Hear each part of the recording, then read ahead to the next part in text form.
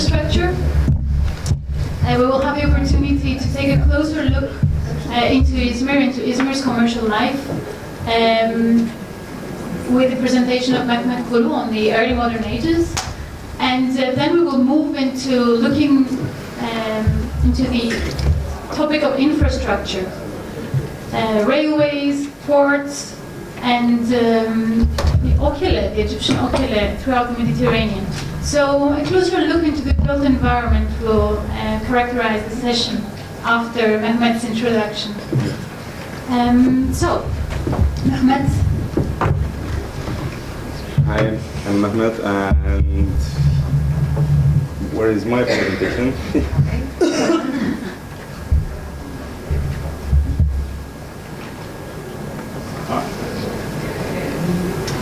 Shall we, Zeynep, touch 50%? You need to touch 50% there. Yeah, and this is Izmir. As you know, this picture was also picked as one of the cover images for our conference. And this picture, this illustration was completed in the last quarter of the 17th century. And all you know, Izmir was one of the most prominent port city in the early modern Mediterranean. But if you back to the 16th century, a century before this picture, it was just a modest coastal town of Mediterranean. The total population was just 2,000.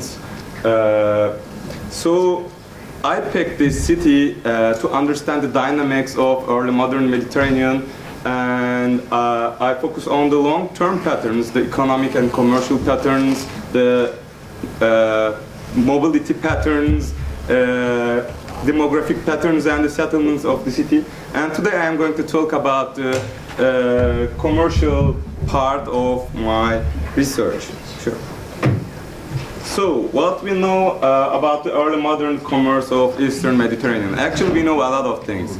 The commerce of early modern Mediterranean was a topic studied and extensively. Many historians made valuable contributions into the field, and the literature is still expanding. There are numerous monographs and articles on the organization of Levant companies and religious mercantile groups which were active in the Mediterranean commerce, or the European nations of Eastern Mediterranean port cities. Thanks to all these works, we know almost all European merchants name by name, trading under the supervision of their consuls. We also know the institutional structures of Levant companies, the internal problems of their organizations, or the diplomatic crisis between the European mercantile nations and the Ottoman local or central authorities. Sephardic Jews or the New Julfan Armenians are also examined. The detailed biographies of consuls like him or the lifestyles of European communities in the Ottoman ports were studied as well. However, one of the most valuable pieces of the puzzle, the total volume of commerce and its long-term pattern in the early modern Eastern Mediterranean, is missing. All these studies were mainly based on the European archives and focused on a specific mercantile group, such as French merchants, British ones, or Dutch trade. None of them provided a satisfactory explanation on the total volume of trade operating through the Ottoman ports. So in my research, I shifted the spot from the mobile actors to the market itself, and from European archives to the Ottoman sources. So, in order to fill the gap in our knowledge on the contemporary commerce, I compiled a comprehensive data set on the commercial capacity of early modern Izmir. It is true that there are some limitations of the data provided by the Ottoman registers compared to the European sources. These registers were drawn up for fiscal purposes, and the custom revenues of Izmir began to be sold by auction in the second half of the 16th century. And the only figures we have refer to the total amount of annual payment by the tax collector, Multezim, to the central treasury. Therefore, we don't have the categories and the sizes of goods or the names of merchants on these registers as the European records did. The custom revenues were affiliated with the customs of Istanbul in 1645 at the beginning of the Cretan War, and the custom trustees were to be assigned for the tax collection by the customs revenue collectors of Istanbul. This organizational adjustment did not change the record-keeping style, and the total amount of annual tax sent to the Istanbul continued to be registered in the same manner without any reference to details. Another issue with the statistics is the scope of collected taxes. Even if the taxes were collected by the customs collectors of Izmir, the total amount does not refer only to the dues on the import and export goods of Izmir's port. Izmir and several other ports around, which is called Tevabi, dependent ports, such as Kios, Çeşme, Balat, Urla, Kuşadası, and Foçateyn, were determined as a compound tax unit for commercial dues. So the income of these ports due to the Treasury was sold all together, and the distribution of collected taxes among these ports cannot be known through the financial records with a few exceptions. But we can assume that the concentration of commercial transactions, of course, accomplished in the port of Izmir. The last limitation of the statistical series is the unavoidable lack of data for certain years. There is no specific catalog or type of registers to follow customs revenues sent from Izmir for this long period, and the data set I compiled is a kind of patchwork which extracted from a wide range of document types, from the petitions sent from Izmir for a higher bid for the tax, to Imperial financial records or the personal registers of the tax collectors. Therefore, there are still way to go in order to compose a complete series. Apart from these limitations, the long-term series of the custom revenues of Izmir is quite reliable. First of all, the rate of dues and the customs system were consistent for the relevant data series all throughout this long period.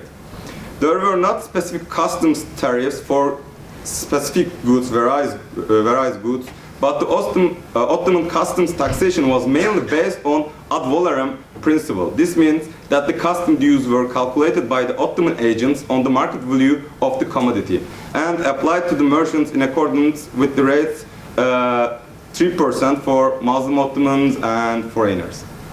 Actually, it was 5% for the previous period, but by the ahitnames, the capitulations, the rate of tax amount became equal to the Muslim privileges. So these statistics will provide an overview on the scale of foreign trade. Secondly, the fluctuation of the custom revenues of Izmir points out its reliability as well. The relevant mukata, the tax unit, was sold by auction until 1645, and the tax sum sent to the Imperial Treasury was revised in each higher bid, quite frequently. And by the beginning of the Cretan War in 1645, the customs of office was affiliated with the customs of Istanbul, but the total amount of tax collected remained to be updated susceptibly to the commercial trends, even if it was not as minute as observed in the previous period. For instance, it's possible to follow commercial fluctuations due to the long war between 1683 to 1699 and the Great Izmir earthquake of 1688 through the custom revenues. Another striking proof of reliability of these statistics comes from a record on an archival document related to the customs revenues. On that document, belonged to the 1698, the customs officers of Izmir noted that the customs revenues exceeded by 1.5 million akçe over the designated amount of annual tax payment. And this surplus probably continued in the following years around the close amounts, and the total annual payment increased over 14 million akçes after 3-year term of the contract. So all these notes and observations taken seriously by the Ottoman Imperial Treasury officers. But the last question on the Ottoman financial data series is the fixation of annual tax payment after 1720s. On the official imperial financial records, the figures are frozen for the long period of the 18th century. It is valid for the records on the customs revenues of Izmir as well. However, personal records of Chief of Ottoman Customs provide us the most punctual statistics for the years of mid-18th century. So the last part of my statistics belong to the personal notebook of the custom revenues rather than the official records. So thanks to these records, this problem was figured out, and a comprehensive data set could be compiled for the long period from the late 16th to the mid 18th century. This refers to the nominal values of the long-term commercial series. And as you see, until the 1580s, before the entrance of northern mercantile groups, the British and Dutch merchants, the total amount was around just 300,000 akçes here. And in just 2 decades, it exceeded the 5 million and almost reached the 6 million. It is unbelievable development in such a short period.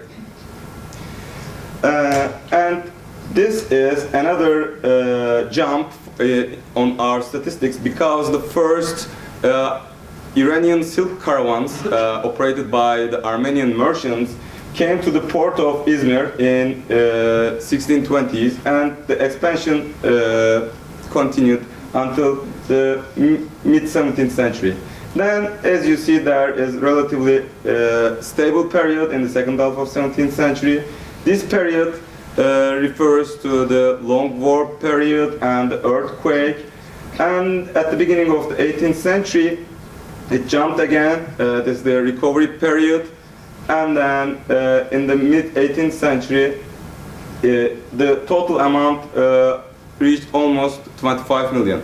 But I have to emphasize that these values are the nominal values. So here I deflated my numbers in accordance with the price index prepared by the Şevket Pamuk. And the picture is relatively different on this perspective. Again, here is a rapid development. Then, in the first years of the 17th century, it increased, but this is the Armenians began to come to city, and topped in the mid-17th century. And we can trace a long-term decline for the second half of 17th century, the recovery period, and in the 18th century it's almost stable. So what does it mean?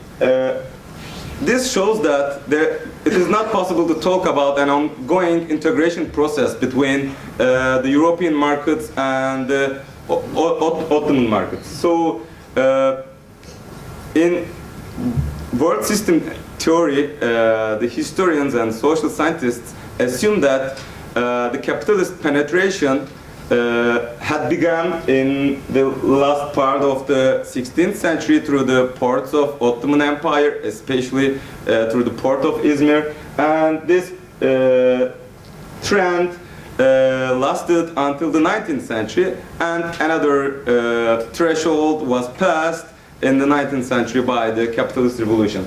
But as you see, there is a sharp fluctuation in these 2 centuries long periods.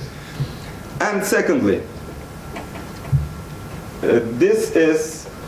I explained the dynamics of monetary crisis in my research, but it would be a topic of another paper. As you see, here there is a monetary crisis and inflation in the last 2 decades of the 16th century. After this jump on the prices, there is a long-term stability until the 19th century for the Ottoman price series. So this period was the monetization process for the Ottoman Empire. The American silver was transported by the northern mercantile actors into the Ottoman lands, and the prices increased instantly. Then the Ottoman Central Authority has taken several measurements to restore the price stability, and they succeeded this in the 17th century. This is another story, but I just want to mention this overlap between the monetary crisis, high rate inflation, and the early incorporation between the Izmir and the European ports. this is the last part of the foreign commerce of Izmir. Unfortunately, I was not able to locate the figures for the last quarter of the 18th century, but luckily the Europeans began to record entire commerce of Izmir in the last decades of the 18th century. And as you see in the last quarter of the 18th century, the export and import were stable for Izmir as well. So Western trade versus Eastern trade. I focused on the port of Izmir, but then I compared the custom revenues of Izmir with the Erzurum. Erzurum is located on the eastern part, eastern Anatolia, and it was the main gate for the eastern trade. All the caravans which came from Iran and India had to pay their customs in Erzurum, and also LHF mentioned that the Erzurum was the third biggest customs in Ottoman lands after the Istanbul and Izmir. And as you see, all these fluctuations followed a similar trajectory. So this means, in a similar manner, the commerce of Erzurum also developed instantly in the last decades of the 16th century, and the fluctuations are followed similar routes for this long period. Which line is Erzurum? Oh, sorry, it is lost here. This one, the blue one, is Izmir, and the orange one is Erzurum.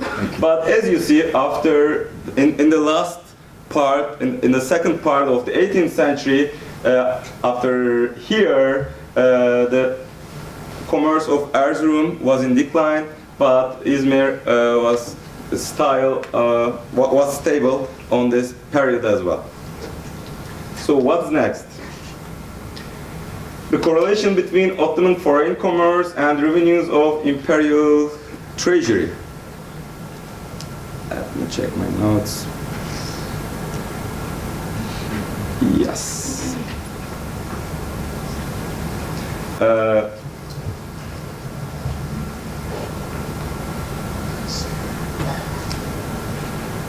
Yeah, the correlation between the Ottoman markets and the foreign trade is another unquestioned subject of Ottoman economic history. It is possible to talk about a capitalist, mercantilist penetration of the Europeans or a commercial hegemony forced by the Western powers in early modern Ottoman Empire. Or is it otherwise a mutualist relation between the domestic markets and foreign commerce in pre-modern Ottoman economy? We have the general trend of foreign commerce through the customs revenues, but it is difficult to pinpoint the specific movements in production in specific sectors for the early modern Ottoman Empire in the absence of records on the amount of total production. On the other hand, we have an opportunity to capture the long-term general trends for the Ottoman markets through the statistics derived from imperial budgets. Şevket Pamuk and Kıvanç Karaman estimate that the performance of Ottoman Central Authority in tax collection was stable around 4% until the 19th century. Namely, per capita tax revenues divided by daily wage was horizontal from the beginning of the 16th until the end of the 18th century. Therefore, the annual revenue of Imperial Treasury, in other words, the total sum of taxes collected by the Central Authority, would be accepted as an indicator of the economic growth for the domestic markets. The infrastructure of economic expansion or recession is beyond of the scope of my research, but long-term patterns would be useful to contextualize the impact of foreign trade on Ottoman markets. For instance, we do not have any imperial budget for the period here from 1608 to the mid-17th century. So the short-term fluctuations within these periods cannot be ascertained, but the parallel of long-term fluctuations confirms that there was a close correlation between the domestic markets and foreign commerce. This parallelism of long-term patterns confirmed that it did not permit a mercantilist penetration into the Ottoman markets through the ports of Izmir, as world system theorists supposed. The foreign trade was totally dependent on the economic landscape of the domestic markets for the pre-modern period. In the case of local economic growth, the foreign commerce expanded at a similar rate, and the capacity of foreign commerce was reduced in a period of economic recession. So, this is my last slide. Finally, how can we explain the contradiction between the European archival sources and the Ottoman registers? Actually, there is no contradiction among them. The problem was based on the strict regional and periodic frames of the works on the Eastern Mediterranean commerce. While the British merchants were introduced as the main actors of the Mediterranean commerce in the 17th century, the French ones were celebrated as the protagonists of Eastern Mediterranean trading world for the following century. Surprisingly, no one called attention to the nature of this market competition. We have detailed registers on the English broadcloth exports to Levant from the beginning of the 17th century, and the French merchants did not have a significant part in textile export for this period.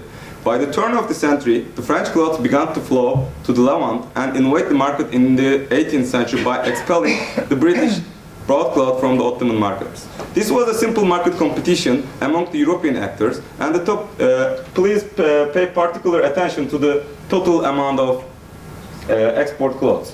It was just 15,000 pieces in the mid-17th century, and in a following century, it was about the 40,000 pieces.